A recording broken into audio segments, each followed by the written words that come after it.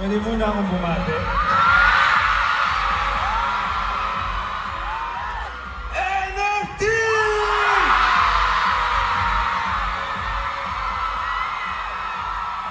Ang lakas! Grabe yung energy. Pero gusto namin malaman, Dustin, kasi nagustuhan niyo ba yung opening number? Pinaghihirapan talaga yun ni Dustin. Gano'ng katagal mong pinaghihirapan, pinaghandaan yung opening number na yun? Actually, to be honest, 2 days na kami nag-rehearse. 2 days na yun! 2 days na yun. Okay. Pero dun sa 2 days na yun, hindi po siya natulog, hindi siya kumain. Talagang binigay niya ang lahat, dugot pawis, and we really saw it. Bago ako matulog, talagang iniisip ko yung sayaw ko. So kahit kanina sa rehearsals, yung opening yung talagang pinaulit mo parang, can we rehearse this again? Kasi talagang yun yung gusto niya maging maganda. Maganda ba? Pero Dustin, kahit na talagang pinaghirapan mo yun, for sure, worth it naman, di ba? See their reactions. Grabe. Sobrang worth it talaga. Tingnan mo naman, grabe. Sold out ang Dustin You Experience! Sold out mo agad ang New Frontier Theater. Congratulations! At meron pang gustong bumili ng tickets kahit na sold out na. Kaya naman, gusto nating maraming maka-experience ng Dustin's Universe. That's why, naka-livestream din tayo today. Talaga? Tingnan mo naman sila, Talaga ba? Dustin! Yes! Naka-livestream tayo. Wow, so marireplay niyo yung mga mali ko, no? Joke lang. Ayun, sa mga hindi makapunta dito, sana nag-enjoy kayo kung nasan man kayo. At thank you so much sa pag...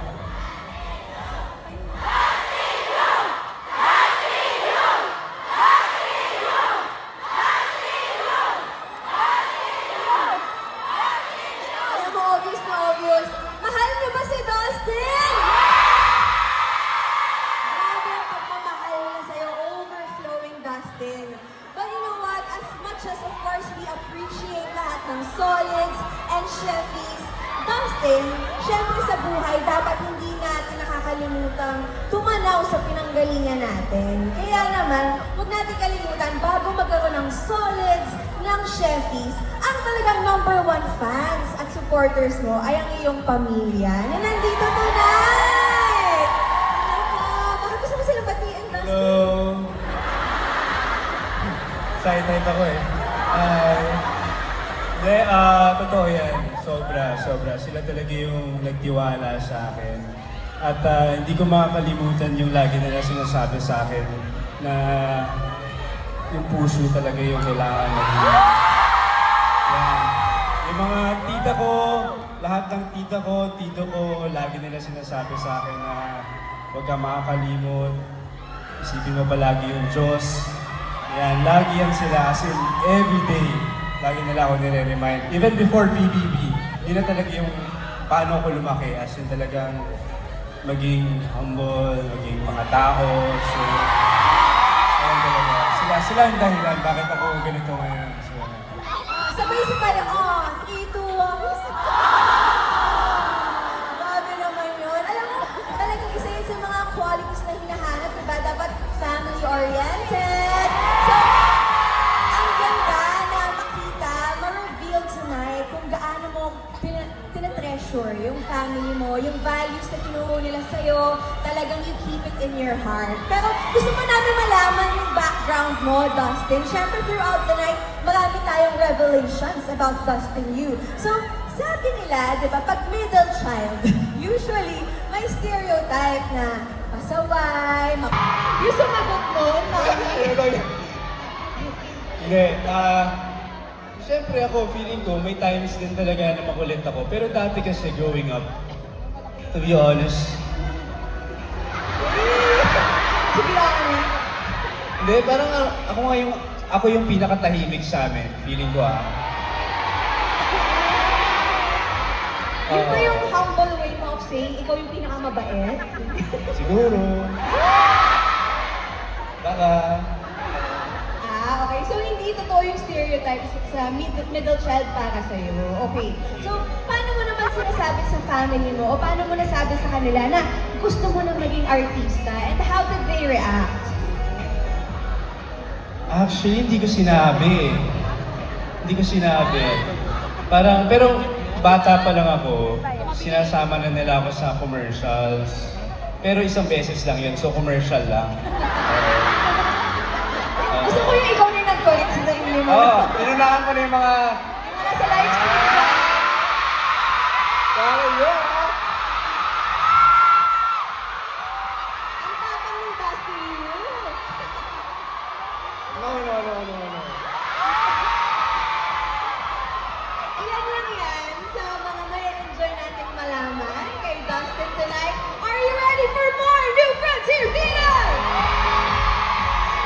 Alright, Solids and Sheffies, mahaba pa ang gabi. Marami tayong hinanda para sa inyong lahat. So, before our next surprises for you, eto na, why don't we shake things up?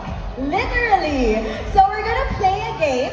At alam kong kanina pa kayo naglalaro with our host kanina, si Migs. Pero ngayon, syempre, ila-level up natin ang Dustin. Alright, it's time to twerk it for Dustin and I need 2 players to come up on stage. Maraming salamat! Grabe naman, okay, sige. So, dito tayo, Dustin, kasi sila yung maglalaro dyan. Okay. So, eto ang mechanics, guys. So, kailangan nyo mag-strap ng tissue box sa inyong waist. Baka pwede na natin ipasok ang ating tissue box. Tapos, yung tissue box may laman na ping-pong balls. Ang goal nyo ay matanggal lahat ng ping-pong balls gamit ang inyong bewang. Kailangan nag-shake it for Dustin. Okay, ito na. Isa-strap na sa inyo yung ating box na may mga ping-pong balls inside. The first one na maupos yung ping-pong balls sa loob ang ating magiging winner! Alright? Excited na ba kayo? Ay, competitive sila, Dustin. Gusto nilang manalo. Oo. Talagang ano. Okay, I think we have it. We have it ready, alright? So, players, pwesto na kayo. Okay? Siguro dapat magtapatan sila. No? Para kita natin yung likod nyo. Tapatan tayo. Miss Universe, ganyan. Okay, get ready to twerk it for Dustin in 3, 2, 1, go!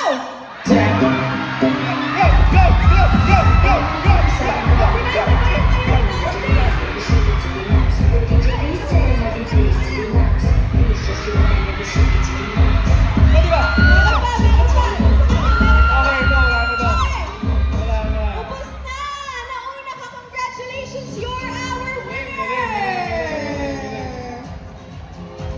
Alright, pero dahil lahat G talaga, pareho kayong makakatanggap ng dinner for 2 at Dear Class! Congratulations! And of course, po dyan, may picture kayo with Dustin. So sige dyan na kayo sa gitna and pose for a photo. Siyempre sa gitna ka, Dustin. Yan. Para pareho kami lang katabi. Congratulations to our winner. Pero parang pareho silang winner. Tama ba yun? Winner na winner lahat. Thank you. Grabe, very competitive ang solo sa Ay, Sheffies, sobra, no? Dustin. Oo. Kaya mo ba yun? Ay, Kaya mo yan? hindi ako masyado competitive. Oh. Sapat na yung katabi kita. Okay na yun. Pero ito na guys, this time, si Dustin naman ang magpapabimbos